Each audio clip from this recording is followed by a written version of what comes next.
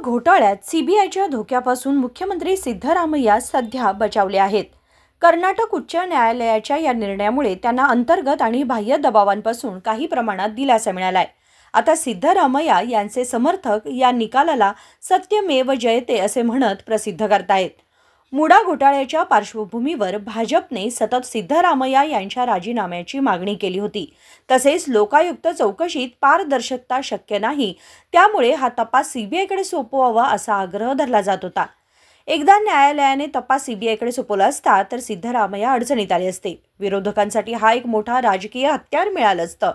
CBI चौकशी आदेशित झाल्यास सिद्धरामय्या यांची नैतिक प्रतिष्ठा देखील आणखी कमी झाली असती। बाहेरून राजकीय दबाव वाढला असता आणि पक्षाच्या अंतर्गत राजकारणातही त्यांना मोठ्या आव्हानांचा सामना करावा लागला असता। काँग्रेसमध्ये सध्या सत्ता वाटपावर चर्चा सुरू आहे। तसेच सिद्धरामय्या यांच्या राजीनाम्याची मागणी काही गटांकडून पुढे येत आहे। जर न्यायालयाने सीबीआय चौकशी मंजूर केली असती तर ही मागणी आणखी तीव्र झाली असती। Bureau report, KMM Marathi, Belgaum.